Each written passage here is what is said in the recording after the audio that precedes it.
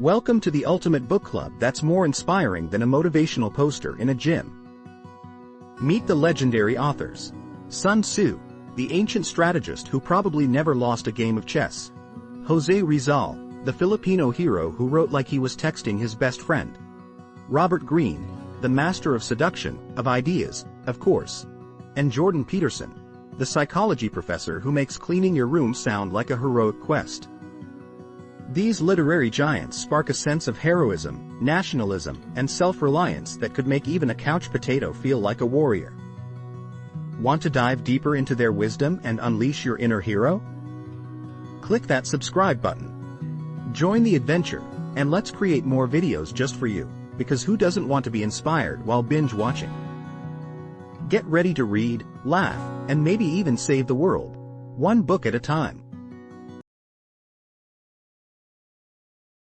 Welcome back, deep divers.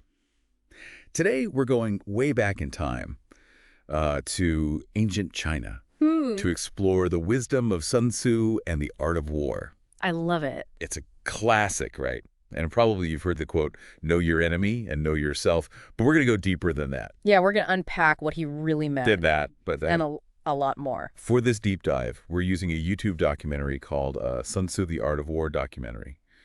It's from the channel The People Profiles. Great channel. It's really good.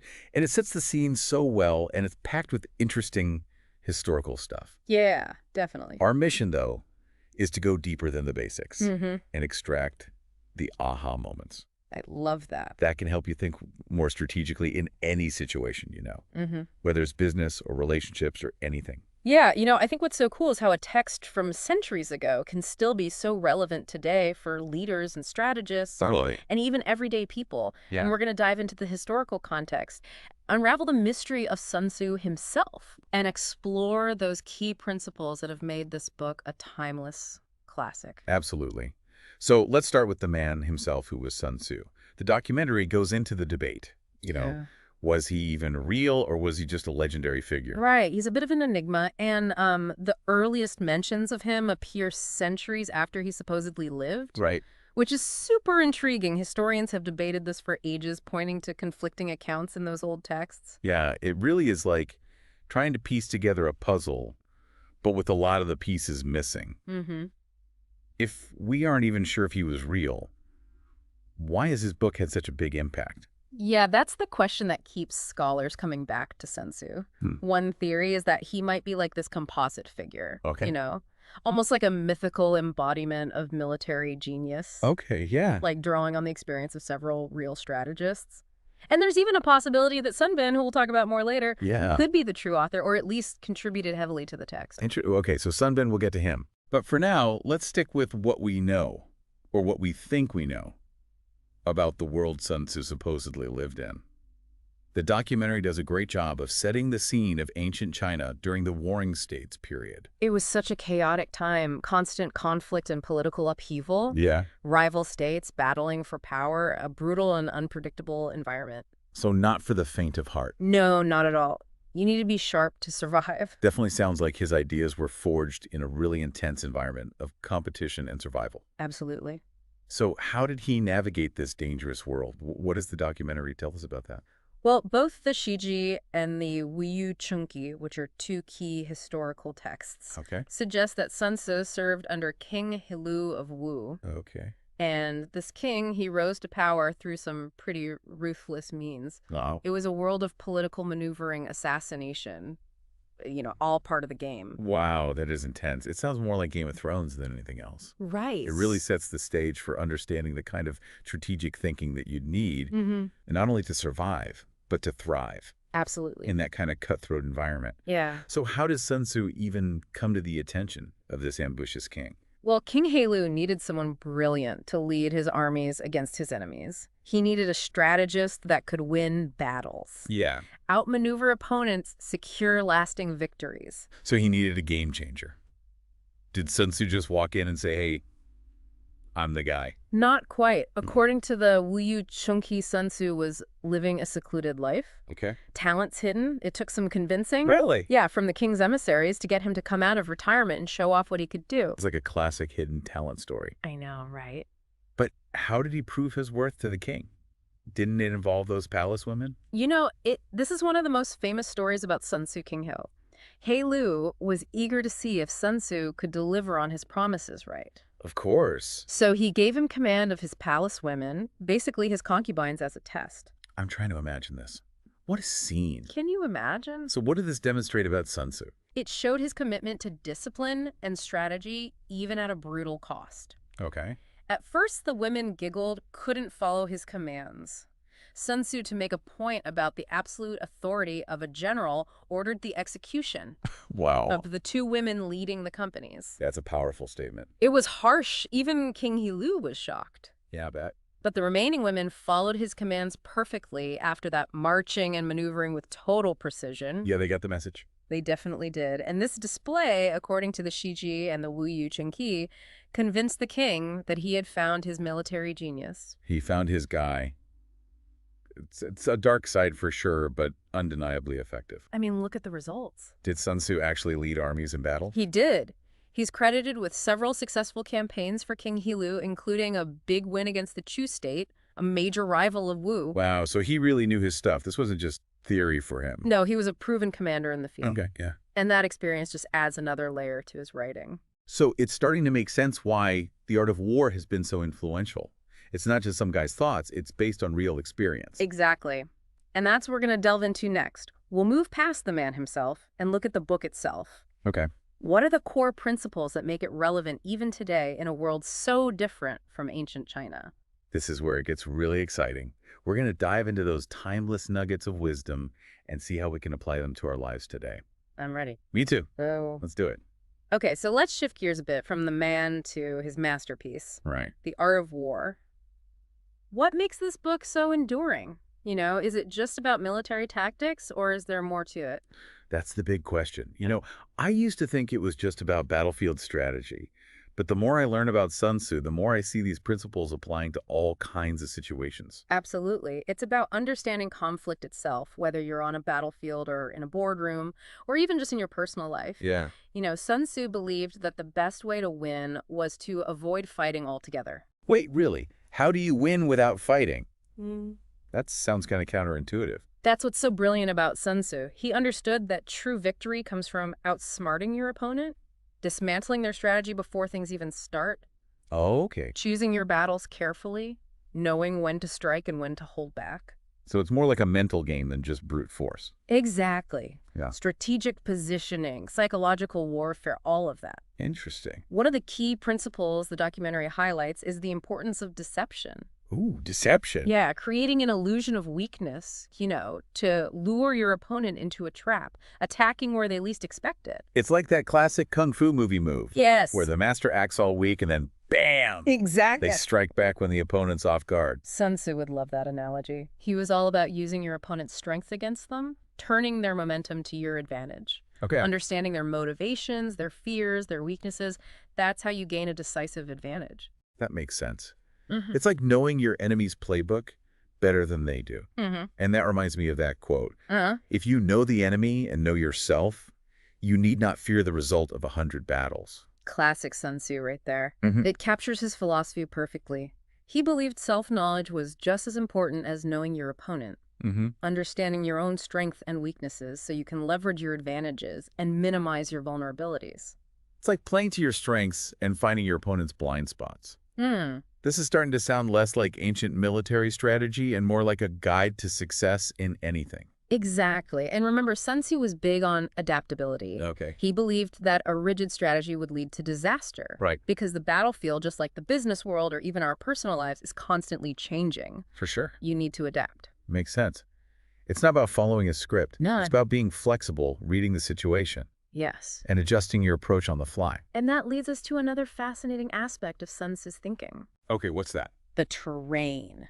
Terrain. He believed that understanding the battlefield, both literally and figuratively, is essential for success. So like in a business negotiation, Exactly. the terrain would be things like market conditions, the competition, or even just the personalities you're dealing with. You got it.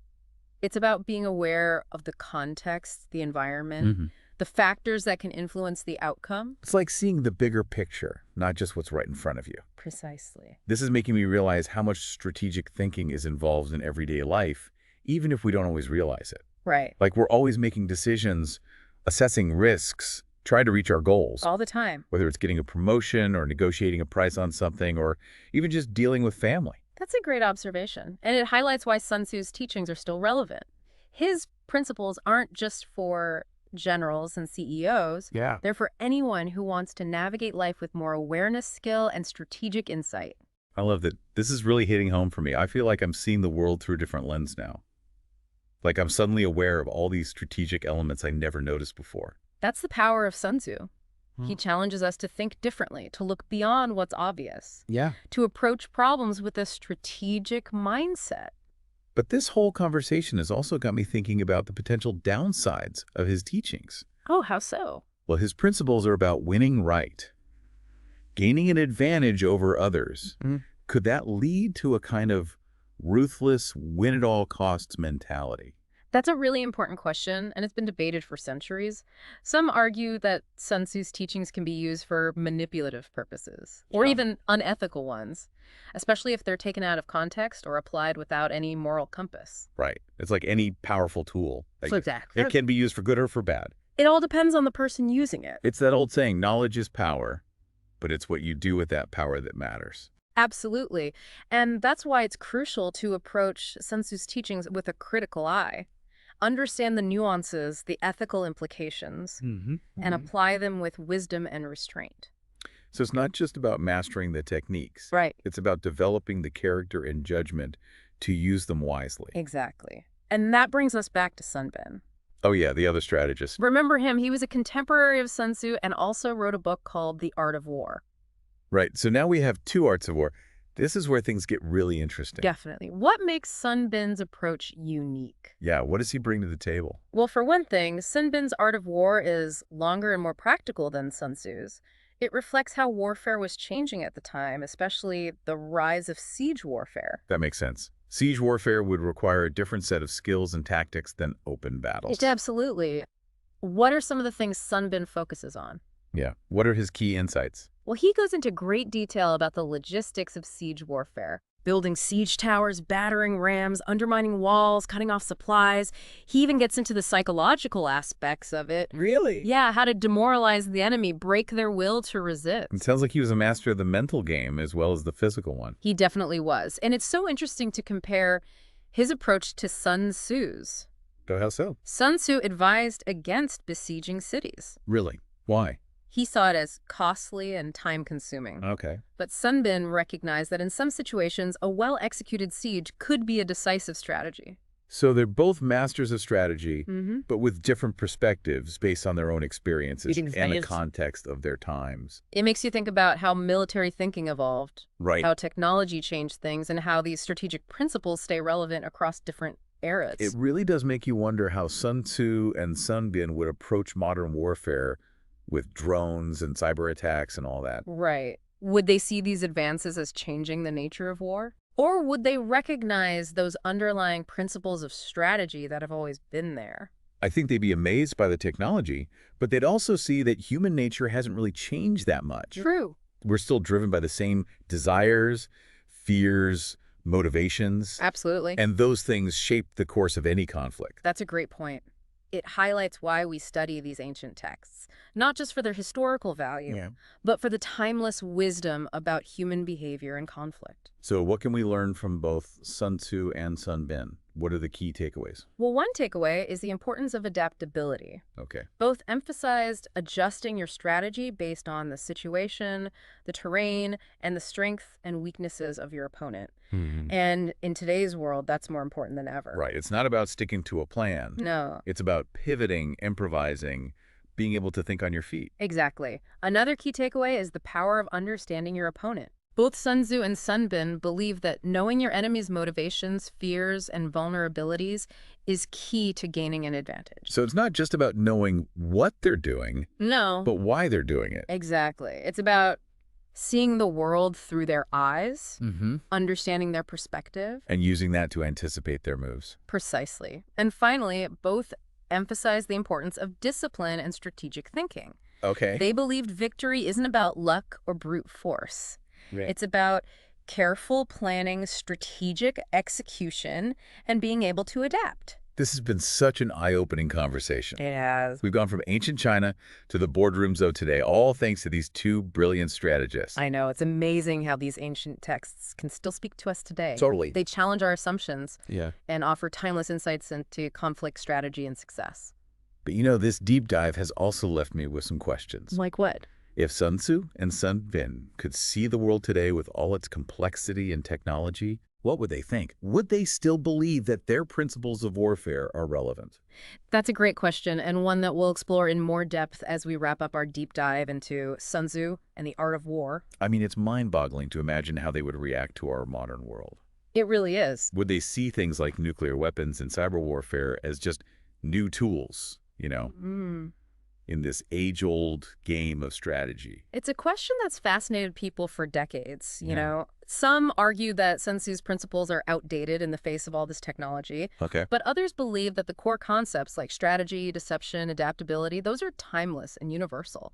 It makes you wonder if Sun Tzu, with his focus on avoiding direct confrontation, would even be horrified by how destructive modern weapons are. It's possible. He believed in winning with as little bloodshed as possible, you know, outmaneuvering your opponent instead of having a costly and destructive battle. Yeah. He might see the whole idea of nuclear war as like the ultimate failure of strategy. That's a scary thought. But I guess he'd also have to recognize that the whole idea of power has shifted, right? Of course. In today's world, influence isn't just about military strength. It's about economics, technology, even controlling information. Absolutely. Sun Tzu would probably be fascinated by how technology has created new battlefields, you know? Yeah. And new forms of leverage. Imagine him analyzing the strategies of big tech companies or the impact of social media. The power of information. Exactly. Or the complexities of cyber warfare. It's crazy to think about. He might even see the internet as this giant terrain, you know, with its own strategic points and opportunities for deception. That's a great point. His principles could definitely apply to understanding how information flows. Right. How narratives are shaped, how influence is wielded in the digital age. It's like we're seeing the art of war through this whole new lens, one that reflects our modern world. Exactly. And that brings us back to that question, you know, are Sun Tzu's teachings still relevant today? Right, are they? I think the answer is yes. Okay. But with a caveat. Ooh, a caveat. Okay, I'm listening. What is it? We can't just take these ancient principles and apply them to modern problems without thinking. We need to consider the ethics, you know, of his strategies and make sure they're being used responsibly. That's a super important point. His emphasis on things like deception and manipulation, if you take those too far, could be used to justify some pretty bad behavior. Absolutely. We need to approach his teachings with a critical mind. Think about the consequences of our actions and always aim to use our strategic skills for good. So it's about more than just knowing how to win. Yes. It's about being a good person while you're doing it. It's about being an ethical leader, someone who understands the power of these ideas, but also the responsibility. I think that's a really valuable lesson that we can take away from this whole deep dive into Sun Tzu. I agree. It's not just about winning at all costs. No. It's about winning with integrity, wisdom, and doing what's right. I think that's the ultimate test of a true strategist. Couldn't have said it better myself. This deep dive has been amazing. It has. We've explored so much the ancient world of Sun Tzu, the timeless wisdom of the art of war, and we've really grappled with its relevance in our world today. We've uncovered some fascinating insights, challenged our own assumptions, and maybe even tapped into our own inner strategist along the way. Now it's your turn, listeners, to continue the exploration. As you face your own challenges in life, remember what we've talked about. Think strategically, adapt to new situations, and use your knowledge for good. And who knows, maybe you'll even find yourself using these ancient principles in ways that Sun Tzu himself could never have dreamed of. Until our next deep dive, keep exploring, keep learning, and keep strategizing.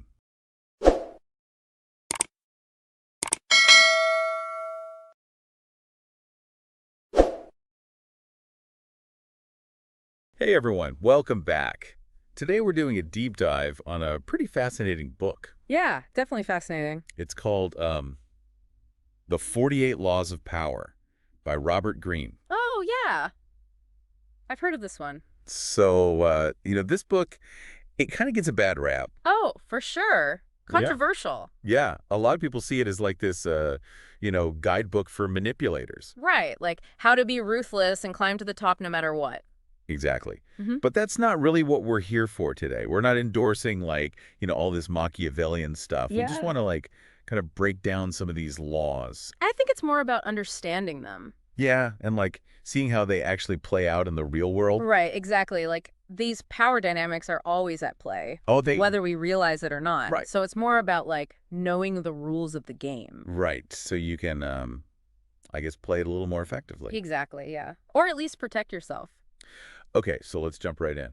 So the first few laws here are all about building a foundation of power.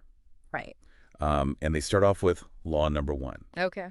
Never outshine the master. Interesting. Which, sounds kind of counterintuitive at first. Well, yeah. You'd think, you want to stand out. Right, especially if you're ambitious. But there's this real art to making sure, those in positions of authority, they feel secure. Absolutely, yeah. So, any thoughts on this one? Well, I mean, just think about, historical figures, right? Right, yeah. Galileo, he challenged the church. Oh, yeah. And he ended up, under house arrest. Not a good look. No, not at all. And look, I'm not saying, always blindly follow authority. Right. But I think it's about, recognizing how important perception is, right? And choosing your battles. Right, being strategic. Yeah, exactly. Okay. Sometimes it's better to, play the long game. Right. And influence more subtly. So it's not about, dimming your own light. No, not at all. Maybe, angling it a little differently. Exactly. Make sure it shines where it, benefits you. Okay. Law number 2. This one's a little, it's a bit blunt. Okay. Never put too much trust in friends. Learn how to use enemies. Ooh, that sounds kind of harsh. Yeah, a little bit. Right. But what do you think, What's Greene getting at here? I think it's about, understanding human relationships, especially when power dynamics are involved, right. A former enemy, okay. Someone you've actually won over. Okay. They often have, more to prove. They might actually be more loyal than a friend. Interesting. So, they're not taking you for granted. Exactly, yeah. Huh. Okay. That's an interesting way to look at it. Right, sometimes those relationships are stronger. Because they're more, earned. Exactly, yeah. Okay. Now, this next one I think is particularly relevant today. Oh. Okay, shoot. With social media and everyone sharing everything. Yeah. Yeah. Yeah, totally. Law number 3 is conceal your intentions. Play it close to the vest. Yeah. Don't show all your cards right away. Right. Any examples of this? Well, I mean, think about, negotiations. Okay. Right? If you reveal your bottom line too early, you totally lose your leverage. Right. Right. So it's about, being strategic. Right. Having a plan and sticking to it. So if you keep your intentions hidden, people don't really know what you're going to do next. Exactly, yeah. You keep them guessing. Right, right. And that kind of leads into law number 4. Okay. Always say less than necessary. Oh, yeah. The power of silence. Yes. I feel like that's such a superpower almost. It is. I mean, think about it. There's a certain, allure right. to being, the quiet one in the room. Right, right. When you choose your words carefully, you don't over-explain. Right. You're not, rambling all the time. Exactly. It makes people lean in. That sparks that curiosity. Oh, yeah, for sure. And it can even be a little intimidating. Right. Who's a good example? Oh, Steve Jobs. No, yeah. Known for being very impactful. Right. But also very controlled. Very calculated. Exactly. Less is more. Yeah, for sure. In a lot of cases, at least. Okay. Law number 5. All right. This one's all about reputation. Oh, yeah. Big one. So much depends on reputation. Guard it with your life. No kidding. I mean, this feels so true, especially now. Oh, absolutely. Especially online. Yeah. Your reputation is everything. It's like your currency. Yeah, it's how people see you. Right. It determines the opportunities you get. And it's fragile. Oh, so fragile. One, wrong move. Yeah. one tweet gone viral. It could just, like, ruin years of hard work. Yeah. It's like that saying, it takes 20 years to build a reputation. And 5 minutes to ruin it. Exactly. So, yeah, you got to be mindful of what you say and do. Definitely. Both online and offline. Okay, law number 6. Court attention at all cost. Okay. This one seems like it could go either way, right? Yeah, it depends. I mean, attention can be good. Right. But it can also be, really bad. So what's the right way to think about this? I think it's about understanding, like, the type of attention. Okay. Right? It's not about being, like, loud or outrageous. Right. It's about being strategic. Right, being deliberate. Exactly. Like, position yourself in a way that attracts the right kind of attention. So be the signal, not the noise. Yeah, that's a good way to put it. Okay. And finally, law number 7. This one, well, it might rub some people the wrong way. Okay. What is it? Get others to do the work for you, but always take the credit. Uh-oh. Sounds a little manipulative. Yeah, it does a little bit. But I guess, there's always that, like, delegation aspect of leadership, right? Right. So maybe that's what he's getting at. Yeah. So it's not about, like, taking advantage of people. No. But it's about recognizing that, success is rarely a solo act. Exactly. It's about, like, inspiring people. Right. And, directing them towards a common goal. So being a leader. Yeah. And realizing that, like, giving credit where it's due. Okay. That can actually be really motivating. Right. For the people who are actually doing the work. Okay, so we've covered the first 7 laws here. Yeah, we've laid a good foundation. And it's all about, building yourself up. Building that foundation of power. Absolutely. But power is not just about, yourself, right? Oh, of course not. It's also about navigating relationships. Oh, for sure. Especially with those who, might not have your best interests at heart. Yeah, the people who might be trying to, play their own power games. Exactly. And maybe even use some of these laws against you. Yeah. So that's what we're going to get into next. All right, I'm ready. Exploring the, sometimes unsettling world. Oh, yeah. It gets a little dicey. Of dealing with rivals and enemies. And how to, come out on top. Yeah, or at least survive. That's the most important thing. Exactly. All right, so last time we were talking about building that, foundation of power. Yeah, getting those basic principles down. But, obviously power is not just about, like, individual strength. Right, it's about how you interact with other people. Exactly. And that's where I think this next set of laws gets really interesting. Okay, so we're moving into, like, the relationship aspect of power. Yeah, navigating those, tricky waters. Especially when there's competition involved. Oh, absolutely. Conflicting interests. Okay, so law number 8 says, make other people come to you, use bait if necessary. Bait, okay.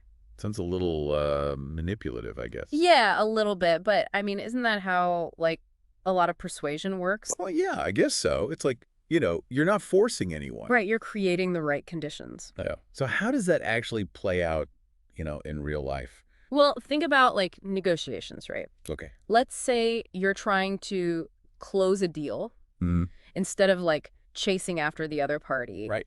Begging them. You make yourself the irresistible choice. So you become the prize. Yeah. You highlight your value, Okay. So it's about creating that sense of scarcity. Yeah. Yeah. Like, you're not easy to get. You got to work for it. Makes you more desirable. Okay, that makes sense. Law number 9 is win through your actions, never through argument. Oh, I like that one. Yeah, it's pretty straightforward, right? Yeah, it's like actions speak louder than words. Exactly. Like, you can talk all you want. But if you're not actually doing anything... Right. It's meaningless. People see through that. They can tell if you're all talk. Yeah, so it's about walking the walk. Okay, law number 10. This one's a little, I don't know. Okay, what is it? It says infection. Avoid the unhappy and unlucky. Ooh, okay, that's a little harsh, isn't it? Yeah, a little bit. Like, are we just supposed to abandon our friends when they're down? No, I don't think that's what it means. So what do you think, what's the takeaway here? I think it's more about, like, protecting your own energy. Okay. Negativity can be contagious. Right. So it's about being mindful of, like, who you surround yourself with. It's not about being a bad friend. No, it's about self-preservation, So you're not getting dragged down by other people's negativity?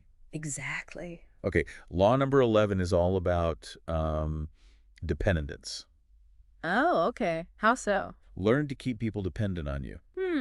That's an interesting one. It sounds kind of, controlling. Yeah, it does a little bit. But I think there's a way to apply it ethically.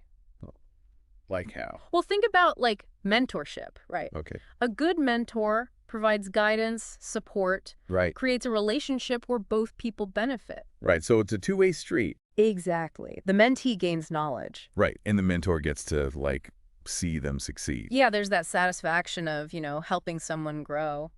Okay. So it's about creating a dynamic where you're both needed. Yeah. It's interdependence, not just like one person having all the power. Okay. That makes a lot more sense. Yeah. Law number 12. All right. Lay it on me. Use selective honesty and generosity to disarm your victim.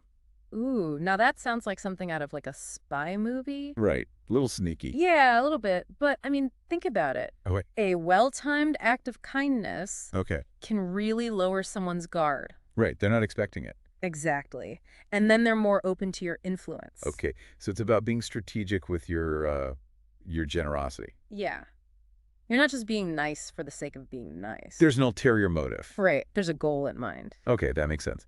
Law number 13. It kind of builds on that idea. Okay, how so? It says, when asking for help, appeal to people's self-interest, never to their mercy or gratitude. Ah, okay. So you're not like begging for favors. Right. You're making it worth their while. Yeah, you're showing them how they benefit. Exactly. People are much more likely to help if they see something in it for themselves. Right. So it's about finding that win-win. Exactly. Yeah. Okay. Law number 14 is pose as a friend, work as a spy. Oh, wow. Okay. Now that's a little ethically questionable. Yeah, a little bit. But I mean, information is power. It is, yeah.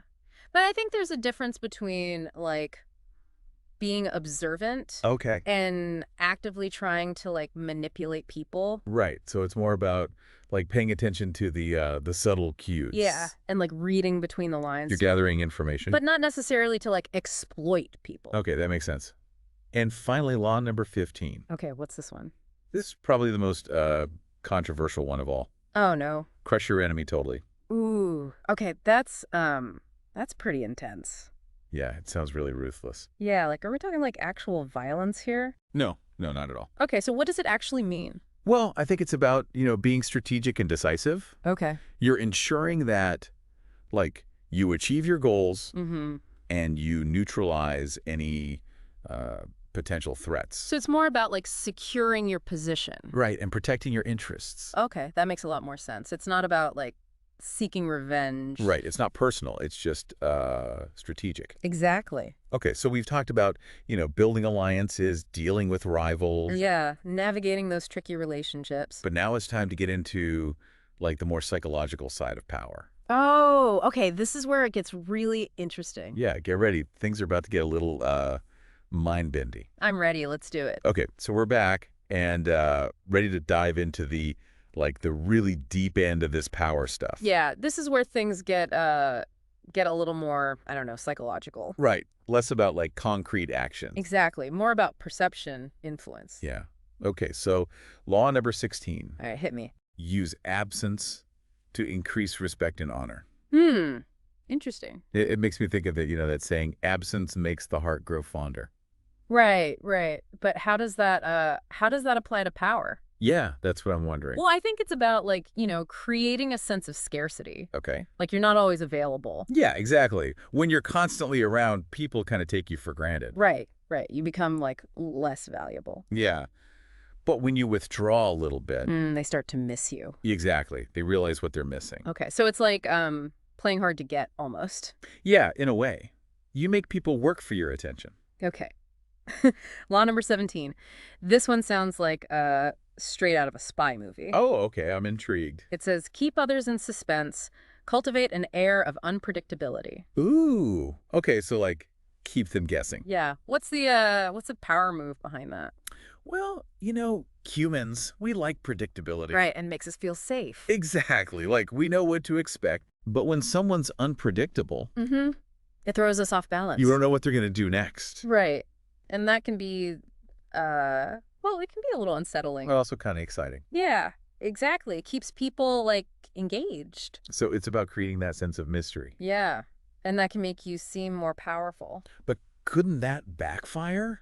Like, what if you just seem unreliable? Oh, for sure. It's a delicate balance. You don't want to be unpredictable all the time. Right. It's got to be strategic. Exactly. Think of someone like Elon Musk. Oh, yeah. He's known for, like, those bold moves. Right. No one knows what he's going to do next. But he also, delivers on his promises. Okay, so there's still a level of trust. Yeah, you need both, the unpredictability and the reliability. Okay, that makes sense. Law number 18 is, it's another one that seems a little counterintuitive. Okay, what is it? Do not build fortresses to protect yourself.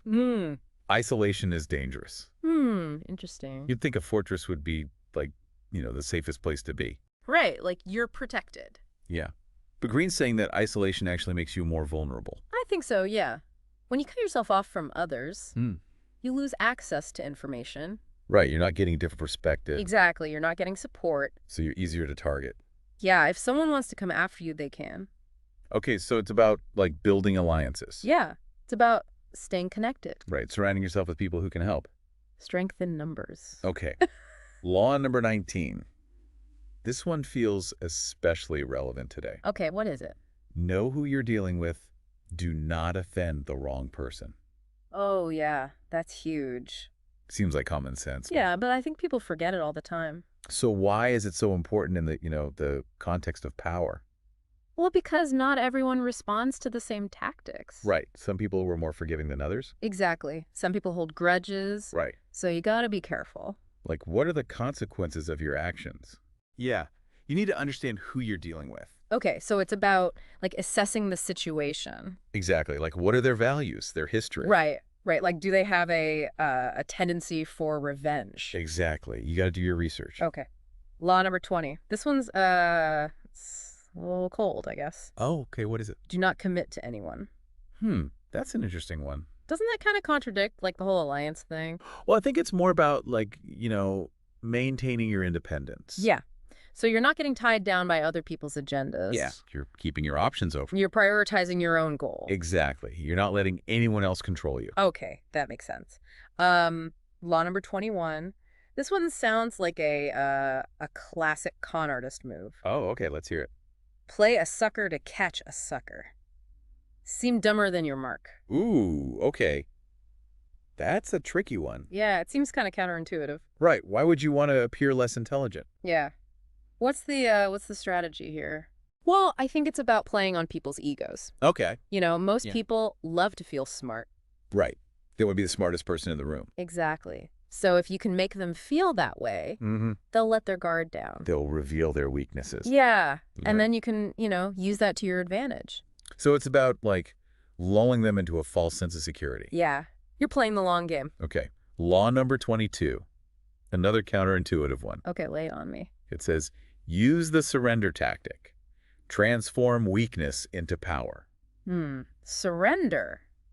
How can that be powerful? Yeah, that's what I'm wondering. Well, think of it like judo. Okay. You're using your opponent's force against them. So you're not actually giving up. No, you're yielding strategically. Okay.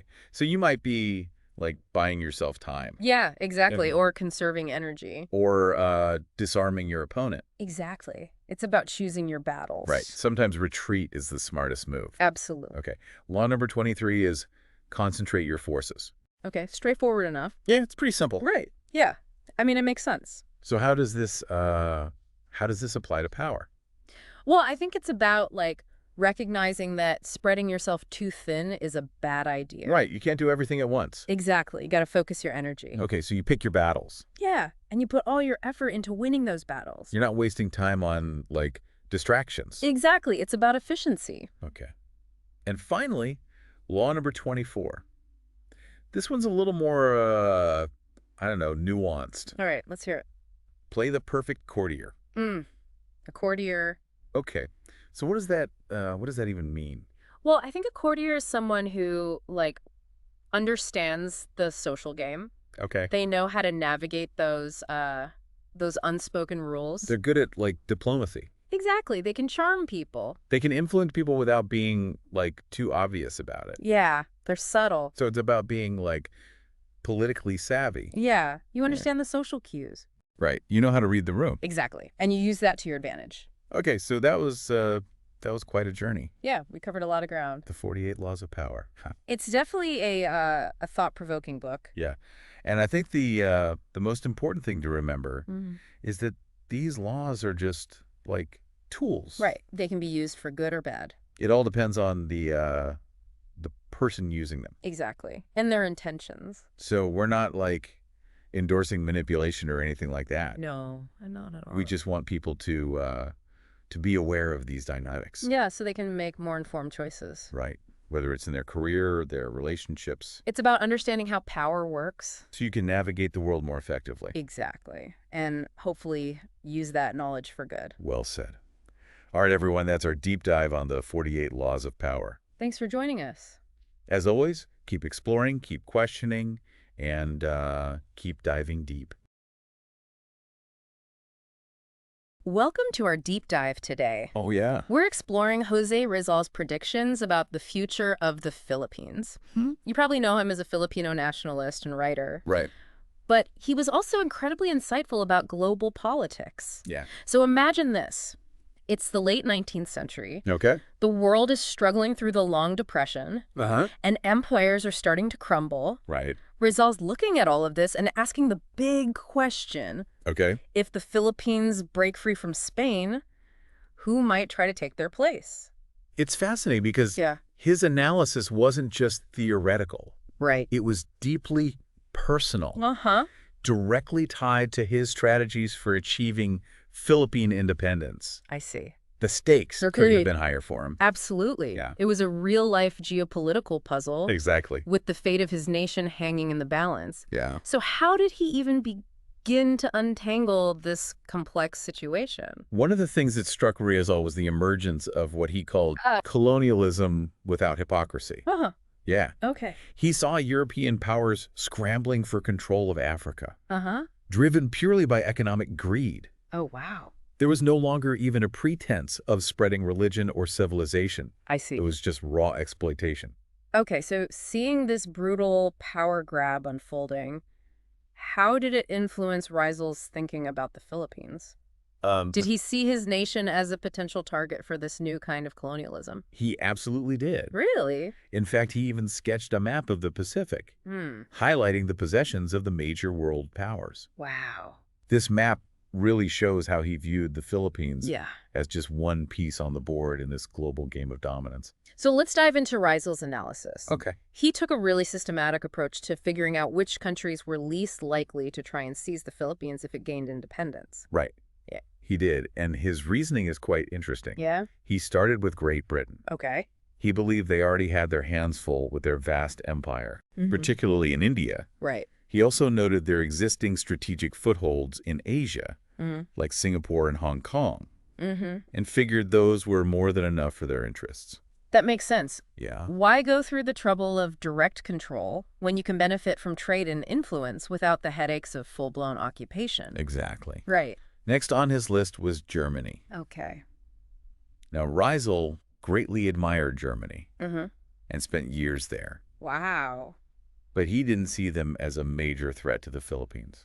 I'm guessing he felt they were more focused on consolidating their power in Europe rather than expanding overseas. That's precisely it. Okay. He believed their ambitions lay closer to home. Uh-huh. As for France, Yeah. Rizal saw them as deeply entangled in Indochina Right. and struggling with internal political issues. Okay. And when it came to Holland, he thought they were content with their existing colonies in the East Indies. It sounds like he was methodically ruling out the major players one by one. But wasn't there one looming threat that he couldn't ignore? Yes, there was one nation that Rizal initially downplayed, Oh. but later became increasingly concerned about the United States. It seems counterintuitive at first, right? Yeah. After all, U.S. had this reputation for isolationism, staying out of European affairs. Exactly. Right. They also had a strong sense of themselves as exceptional, Uh-huh. different from the old colonial powers of Europe. I see. But something happened that shook Rizal's assumptions to the core. Oh, really? The 1889 Samoa Crisis. This is where things get really interesting. Yep. Can you tell us more about this crisis and why it had such an impact on Rizal? The Samoa Crisis was a tense standoff between the U.S. and Germany Okay. over control of the Samoan Islands. I see. What shocked Rizal was the sheer assertiveness of the U.S. in challenging a powerful nation like Germany for these small islands in the Pacific. Really? It completely upended his perception of them as a strictly isolationist power. So it was like a light bulb moment for him. It was. He realized he had underestimated the ambitions of a young, rapidly growing nation like the United States. Precisely. Wow. It forced him to reconsider their potential role in the future of the Philippines. Uh-huh. And he started piecing together factors that might fuel U.S. expansionism. So what did he see as the driving forces behind this potential American expansion? One of the key factors he identified was the strategic importance of the Philippines. Oh, okay. Once the Panama Canal was completed, he realized that controlling the Philippines would give the U.S. a vital link between the Pacific and the Atlantic. So the Philippines' location suddenly became a key asset in the global game of power. Yes. It's all about strategic positioning, isn't it? It certainly is. And there was another factor that concerned Rizal. Yeah. The closing of the American frontier. Right. He observed that all that westward expansionist energy had to find a new outlet. Exactly. This is where the writings of Alfred Thayer Mahan become really relevant, right? Absolutely. Mahan was a U.S. naval strategist who argued that control of key maritime positions was essential for global dominance. Okay. His ideas were gaining traction in the U.S., and Rizal recognized the potential for those ideas to push the nation toward overseas expansion. So Rizal was grappling with the possibility of the U.S. as a rising threat. He was. But there was another power on the horizon that he was equally concerned about: Japan. Yes. Japan was rapidly modernizing and strengthening its military, which made Rizal both impressed and wary. His travels and encounters with Japanese individuals, especially a Japanese writer who held strong Pan-Asianist views, had given him a first-hand look at their ambitions. So Rizal was keenly aware of these two rising powers, the U.S. and Japan, and their potential impact on the Philippines. It's almost like he was caught between a rock and a hard place, fighting for freedom from Spain, but fearing that independence might just lead to falling under the control of another power. It's really a tragic dilemma. It truly is. And what makes Rizal's analysis so compelling, and perhaps even a bit unsettling, is how accurate it turned out to be. He was deeply concerned about the U.S. becoming a colonial power, and within a few years of his death, bam, the U.S. takes control of the Philippines. It's almost eerie how his predictions unfolded. He foresaw the U.S. getting entangled in Cuba, leading to war with Spain, and then the Philippines as a Spanish colony becoming a prime target. And like you mentioned earlier, the Panama Canal was completed just a few years later, making the Philippines even more strategically valuable to the U.S. It really did all fall into place, just as Rizal feared. But it's fascinating to me how he was also attuned to the potential threat of Japan. Within a decade of Rizal's death, Japan defeated Russia in the Russo-Japanese War, sending shockwaves through the world. That was a huge turning point, wasn't it? It suddenly announced Japan as a major force to be reckoned with. And Rizal, with his understanding of Japanese culture and ambitions, had seen this coming. He understood that both of these nations, the U.S. and Japan, would reshape the geopolitical landscape of the Pacific. So given his concerns about these rising empires, how did Rizal think the Philippines could navigate such a challenging future? He recognized that military might wouldn't be enough. A small nation like the Philippines couldn't simply outgun or outmaneuver these global giants. Instead, he believed that the key to survival lay in building a strong national consciousness, a sense of unity and shared purpose that could withstand the pressures of these larger powers. So for Rizal, nation building wasn't just about cultural pride, it was a vital strategy for survival. It's interesting because today we often think of nation building in a very different light, often associated with more assertive or even aggressive foreign policies. But for Rizal, it seems that nation building was a defensive strategy, a way to resist falling prey to powerful empires. That's an insightful observation, and I think you're absolutely right. Rizal understood that a nation divided along regional or ethnic lines would be vulnerable to manipulation and exploitation by outside forces. So he championed the idea of a unified, self-reliant Philippines that could chart its own course and resist external pressures. And this brings us back to La Liga Filipina, the organization that Rizal founded to unite Filipinos and promote a strong sense of national identity. It's often described as a civic organization, but it seems clear that Rizal saw it as much more than that, a crucial tool in his broader strategy for national survival. Can you tell us more about how La Liga Filipina was structured and how it was meant to achieve these goals? La Liga Filipina was designed to create a network of local councils that would be connected through a federal system. Each council would have a high degree of autonomy, allowing them to address local needs and concerns. but they would all be united under the umbrella of shared Filipino identity and common goals. It's interesting that he chose a federalist structure which emphasizes local autonomy within a larger framework of national unity. Was he drawing inspiration from other models of federalism, perhaps from other countries that had successfully used this approach to build strong and resilient nations? Yes. Rizal had studied various forms of government during his travels and was particularly impressed by the federalist model of Switzerland, a small nation that had maintained its independence despite being surrounded by powerful neighbors. He saw federalism as a way to balance the need for central coordination and local self-governance. He believed it was the ideal system for a diverse archipelago like the Philippines. It also seems that Rizal was intentionally bypassing the Spanish colonial authorities by creating this parallel structure. He was essentially fostering a sense of self-reliance and collective action among Filipinos, almost like he was laying the groundwork for a future independent state, even though formal independence was still a distant goal. That's exactly right. He understood that true independence wouldn't simply be granted by Spain or any other power. It had to be earned through the hard work of building a nation that was capable of governing itself and resisting external domination. He was empowering Filipinos to take charge of their own destiny. It's striking how much Rizal's approach resonates with modern-day community organizing, where the focus is on building power from the ground up, empowering marginalized communities, and fostering a sense of collective agency. The parallels are definitely there. What's also interesting is that Rizal didn't believe in achieving independence through violence. He saw armed revolution as a last resort, especially given the Philippines' vulnerability to other powers. He argued for a more strategic approach.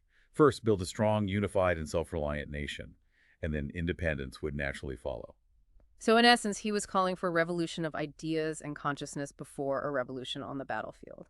And this brings us to a crucial question. Was Rizal right? Did his approach to nation-building lay the foundation for the Philippines' eventual independence? That's a complex question, and historians continue to debate Rizal's legacy and impact. He was executed by the Spanish in 1896, just as the Philippine Revolution was erupting. He didn't live to see his nation achieve independence. But what's undeniable is that Rizal's ideas and writings had an enormous influence on the revolutionary generation that followed him. He became a national martyr, a symbol of resistance, and a source of inspiration for those who fought for freedom. Absolutely. His writings sparked a national awakening and helped to galvanize the movement for independence. His emphasis on education unity and self-reliance resonated deeply with Filipinos, and many of the leaders of the revolution were directly influenced by his ideas. So even though he didn't live to see the fruits of his labors, it's clear that Rizal played a pivotal role in shaping the Philippines' path to independence. But it's important to remember that independence came at a cost. As he predicted, the Philippines was caught in the crossfire of global power struggles and ended up under U.S. control. That's right. And while the U.S. eventually granted the Philippines independence in 1946, that period of colonial rule had a profound and lasting impact on the country's political, economic, and social landscape. It's a reminder that even the most well-intentioned nation-building efforts can be derailed by the forces of history and the ambitions of powerful nations. But even amidst these challenges, Rizal's vision of a unified and self-reliant Philippines continues to inspire. It does. And it raises important questions about the challenges that nations, both large and small, face in navigating an increasingly interconnected and complex world. Speaking of challenges in our final segment, we'll explore some of the key takeaways from Rizal's story and how his insights about global politics and nation-building might be relevant to us today. We'll consider the future events we might be underestimating and how a deeper understanding of global dynamics can help us navigate the complexities of the 21st century. Stay with us. We've spent a deep dive exploring Jose Rizal's incredibly accurate predictions about the geopolitical future of the Philippines. Yeah. But his story isn't just a fascinating historical footnote. Yeah. There are important lessons for us today. I agree. What stands out to you as the most relevant takeaway from Rizal's story? What strikes me the most is that Rizal demonstrates the power and the necessity of thinking globally even when acting locally. Right. He understood that the fate of the Philippines was intertwined with the actions and ambitions of global powers. Right. And that national independence wouldn't be achieved in isolation. He was way ahead of his time in that sense. He was. Today, we take it for granted that we live in an interconnected world, but in Rizal's time, this global perspective was really revolutionary. Absolutely. So what are some ways we can apply this think globally, act locally mindset to our own lives and decisions. Well, it starts with recognizing that even seemingly distant events can have ripple effects that impact us all. Right. Think about the war in Ukraine. Okay. It's led to rising energy prices and food shortages that are felt around the world. Right. Or consider climate change, which transcends national boundaries and requires global cooperation to address. So we can't just focus on our immediate surroundings. Right. We need to develop an awareness of how interconnected we are and understand the impact of global events on our own communities. It's like Rizal was saying, you can't truly understand your own situation without understanding the larger forces at play. Exactly. Yeah. And that awareness should inform our actions. If we want to tackle complex challenges, we need to think about how our local efforts connect to the bigger picture. Right. How can we support international cooperation? Right. How can we hold our own leaders accountable for their role in global issues? This connects back to Rizal's emphasis on nation building. It does. He understood that a strong, unified nation was essential for navigating the challenges of a turbulent world. And while the context is different today, the principles still apply. Whether we're talking about community organizing social movements or political activism, building a strong, informed, and engaged citizenry is crucial for creating positive change. I completely agree. And that's where I find Rizal's story so inspiring. He reminds us that even in the face of seemingly insurmountable obstacles, individuals can make a difference. He was just one man. But his ideas had a profound impact on the course of history. He reminds us that we're not just passive observers of events, but active participants in shaping the future. We each have a role to play in building a more just and sustainable world. Absolutely. And it makes you wonder what Rizal would make of our world today. What would he be most concerned about? What trends would he be analyzing? That's just a thought-provoking question. It is. If Rizal were alive today, I think he'd be fascinated by the rise of new global powers like China and India. Oh, yeah. He'd probably be analyzing the shifting balance of power, the economic and technological transformations underway, and the growing interconnectedness of the world. I think he'd be very concerned about that. Yeah. He'd likely be sounding the alarm about the climate crisis and urging action. And given his deep concern for social justice and the welfare of the marginalized one, I think he'd be a vocal advocate for addressing global inequality. It's really inspiring to think about how his insights could still be so relevant today. And this brings us back to the main question we've been exploring. What can we learn from Rizal? For me, the biggest takeaway is this. To understand the present and navigate the future, we need to engage with the past. Not just as a collection of dates and events, but as a source of wisdom and insight.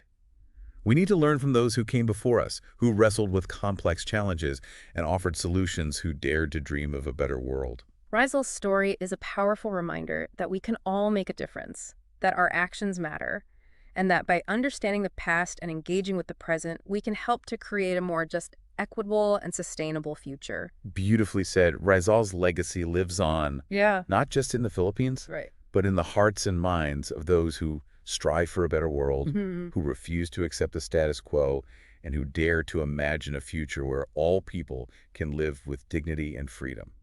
That's a perfect note to end on. It is. Thanks for joining us on this deep dive into Rizal's world.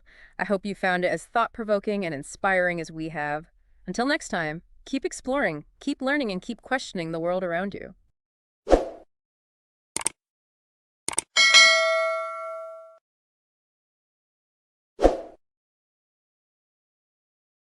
All right, so today we're diving deep into self-improvement and meaning in life. Sounds intense. It is, right? I mean, you sent me this YouTube video, this conversation between Jordan Peterson and Jocko Willink. Oh, yeah. And man, talk about food for thought. We've got Peterson, the clinical psychologist, and Willink, former Navy SEAL. Interesting combo. Totally. And they're both, in their own ways, talking about how to live a more fulfilling life. I see where this is going. So one of the things that really struck me was Peterson's idea about, like, cleaning your room. Clean your room. Yeah, but it's not really about cleaning, right? It's deeper than that. I think I know what you mean. It's about those small changes, you know, the micro improvements that can have a ripple effect. I like that, micro improvements. And it made me think about Willink's military background, like in the SEALs. Isn't mastering the fundamentals, like, critical? Oh, absolutely. So it's like Peterson's saying we can apply that same principle to our own lives. Okay, another thing Peterson said that just blew my mind. If you're not speaking the truth, who is it that's talking? Whoa, that's deep. Right. It makes you wonder, like, how often are we just puppets? What do you think? Well, he's definitely challenging us to be more authentic. They can real? Yeah. To align our words with our beliefs and actions. Break free from those expectations, right? Exactly. It's about embracing genuine self-expression. And then they get into talking about Shakespeare. I was surprised to hear Willink, the tough-as-nails seal, found Shakespeare incredibly helpful, of all things. Really? Yeah, he said analyzing Shakespeare's complex language actually helped him decipher legal documents in the seals. Interesting. I know, right? It just goes to show you never know what skills might come in handy. So true. And it highlights the importance of being articulate, which Peterson calls a weapon. A weapon, huh? Yeah. The ability to communicate clearly and persuasively can be a total game changer in any field, wouldn't you say? Oh, for sure. But how do we get better at it? Well, Peterson suggests learning to write. Right. Yep. He says writing forces us to organize our thoughts, to refine our ideas.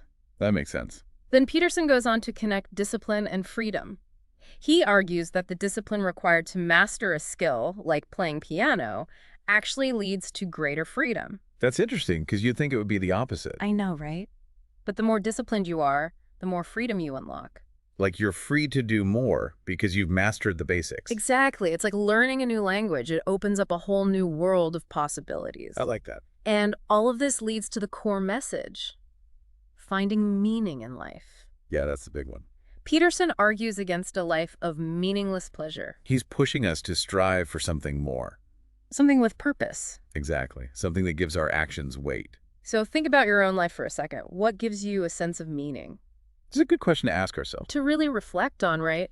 And Peterson uses this powerful analogy, choosing between a life on the beach, just indulging in fleeting pleasures, versus a life where you're actively engaged in meaningful pursuits, even if it involves hardship. I see the contrast. And he captures this beautifully with the metaphor of walking uphill. Walking uphill. Yeah, he's saying life isn't meant to be easy. There will be challenges. It's a constant climb. But the journey itself, that's where we grow, learn, and find meaning.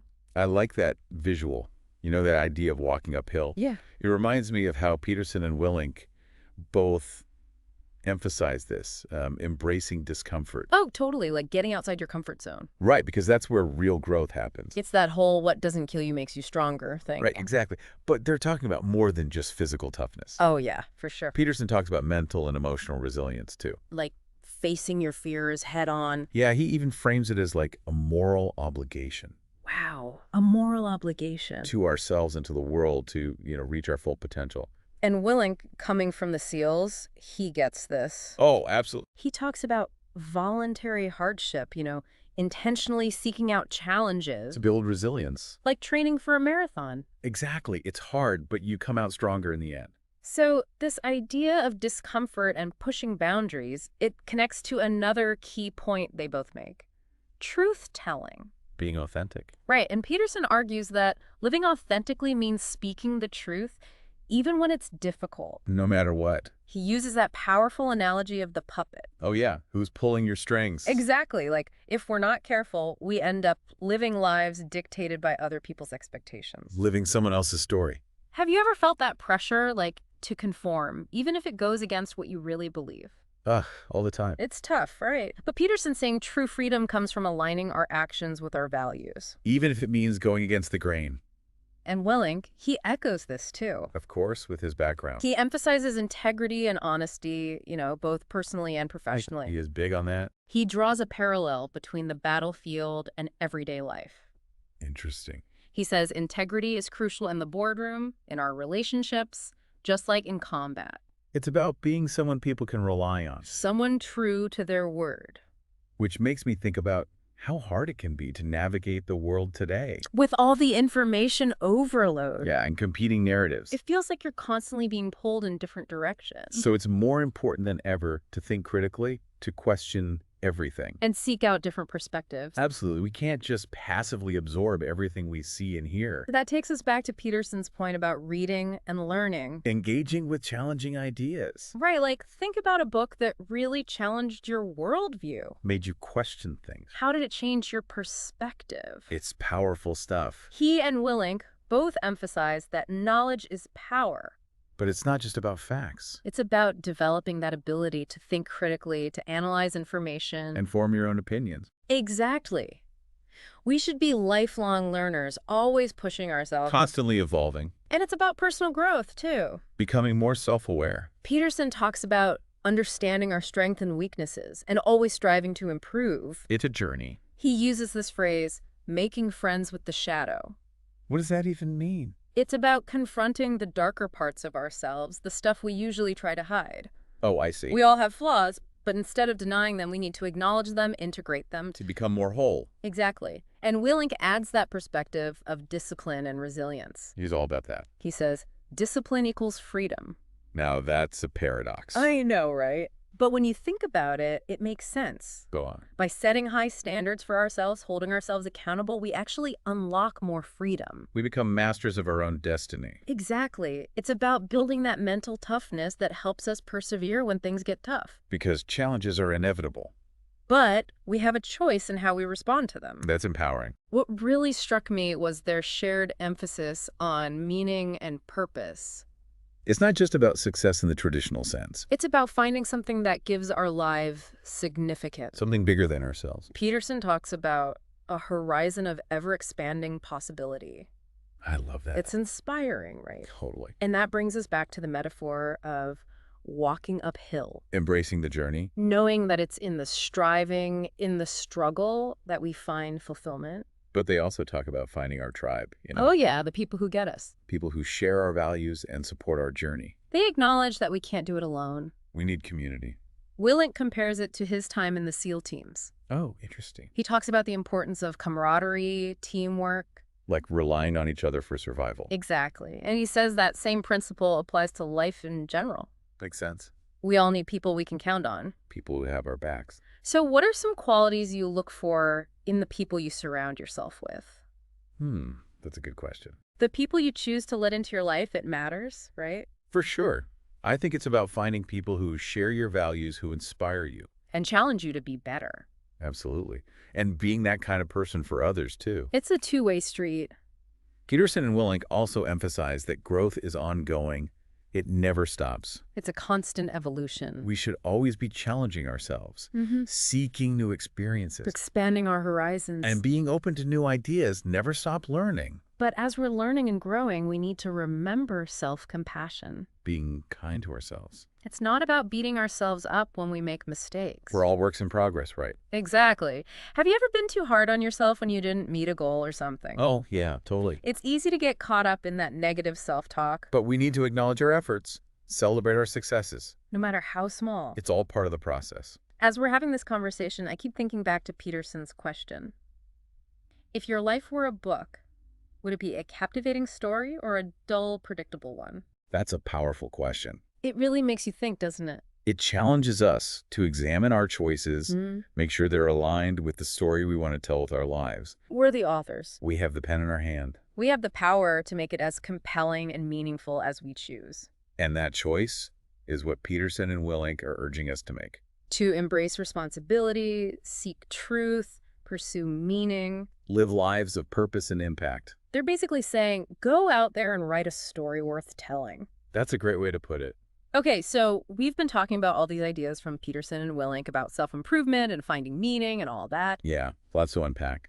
But now, how do we actually put this stuff into practice? Right, because it's one thing to talk about it, it's another to actually live it. Totally. And both Peterson and Willink, they really emphasize taking action. Like, just get started. Peterson has this great line. He says, make a bad plan, make the best one you can, but don't get obsessive about it. He's saying don't let planning become an excuse for inaction. Exactly. Like, just start somewhere, even if it's not perfect. Imperfect action is better than no action. So true. What do you think holds people back from actually taking action? Fear. probably. Fear. Yeah, fear of failure, fear of the unknown. Yeah. What will people think? It can be paralyzing. But Peterson reminds us, we're going to make mistakes along the way, and that's okay. It's part of the process. The key is to learn from them and keep moving forward. And Willink, with his military background, he brings in that discipline aspect. Oh, for sure. He talks about setting clear goals, having a plan, and then having the discipline to actually follow through. Like a military operation. Right. Preparation, attention to detail, being adaptable when things change. So it's this bias towards action. Just do it. Instead of overthinking everything. So think about a goal you've been putting off. Something you've been meaning to do. What's one small step you can take today to actually get started? Even a tiny step is progress. It's a reminder that we have the power to create the life we want. We just have to take that first step. And as we're moving forward, it's helpful to remember we don't have to do it alone. Find your people. Peterson and Willink both talk about mentors and guides. People who can support us on our journey. Think about it. We can learn so much from people who've been there before. Like reading books, listening to podcasts, having good conversations. Those are all ways to gain wisdom and perspective. But it's not just about absorbing information. Right. It's about actually engaging with it, thinking critically. Challenge your own beliefs, synthesize new knowledge, figure out what resonates with you. That's where the real magic happens. When you start applying these ideas, experimenting, seeing what works for you. It's all about self-discovery. Becoming more intentional in your choices. Living in alignment with your values. And embracing the challenges along the way. Those setbacks, they're just opportunities for growth. Exactly. It's all part of the journey. So as we wrap up this deep dive, it's been quite a journey. I'm feeling inspired by all this wisdom from Peterson and Willink. They've given us a lot to think about. But I also feel a sense of responsibility. To take action. To actually put these ideas into practice in our own lives. To make a difference. Remember Peterson's question. If your life were a book, would it be a captivating story or a dull, predictable one? Let that question guide your choices. Go out there and write a story worth telling. And thanks for joining us on this deep dive. We'll see you next time.